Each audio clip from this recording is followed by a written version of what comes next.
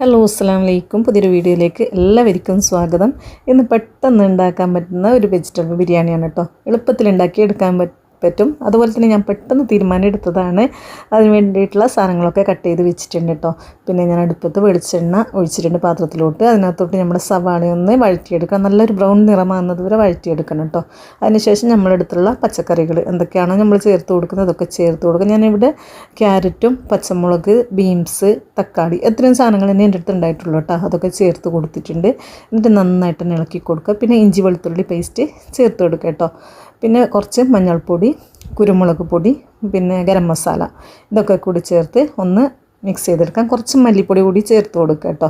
പിന്നെ ആവശ്യത്തിനുള്ള ഉപ്പുകൾ ചേർത്ത് കൊടുക്കുക. ഇതിനുള്ള ഈ നമ്മൾ ഇട്ട് കൊടുത്ത സാധനത്തിനുള്ള ഉപ്പ് പിടിക്കാൻ വേണ്ടിയാണ് കേട്ടോ ചേർത്ത് കൊടുക്കുക. പിന്നെ നമ്മൾ അരി അതിനകത്തോട്ട് ചേർത്ത് കൊടുക്കുന്നുണ്ട് കേട്ടോ. എത്രയാണോ നമ്മൾ അരി എടുക്കുന്നതെന്ന് വെച്ചാൽ ഞാനിവിടെ ഒരു 3 ഗ്ലാസ് അരിയാണ് എടുത്തിട്ടുള്ളത്. അതിനുശേഷം അത് നന്നായിട്ട് മിക്സ് ചെയ്ത് കൊടുക്കുക കേട്ടോ. പിന്നെ കുരുമുളക് പൊടി കുറച്ച് കുറവാണെന്ന് തോന്നിയപ്പോൾ ഞാൻ കുറച്ചുകൂടി കുരുമുളക് പൊടി ചേർത്ത് കൊടുക്കുന്നുണ്ട്. എന്നിട്ട് നന്നായിട്ട് ചെറുതായിട്ട് വഴറ്റിയെടുക്കുക. പിന്നെ കുറച്ച് തൈര് ഒഴിച്ച് കൊടുക്കുന്നുണ്ട് കേട്ടോ. ഇതിപ്പോൾ നമ്മൾ നേരത്തെ നമ്മുടെ മസാലയിൽ ചേർത്ത് കൊടുക്കേണ്ടതാണ്. ആ സമയത്ത് മറന്നു പോയതുകൊണ്ടാണ് ഇപ്പോൾ ചേർത്ത് കൊടുക്കുന്നത്.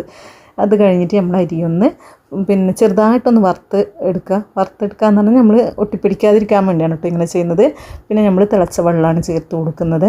അരിക്ക് എത്രയാണോ ആവശ്യം അതിനുള്ള വെള്ളം ചേർത്ത് കൊടുക്കുക. ഞാനിവിടെ 3 ഗ്ലാസ് അരിയാണ് എടുത്തിട്ടുള്ളത്. അപ്പം പിന്നെ 4.5 ഗ്ലാസ് അല്ലെങ്കിൽ 5 ഗ്ലാസ് വെള്ളം ചേർത്ത് കൊടുത്തിട്ടുണ്ട് കേട്ടോ.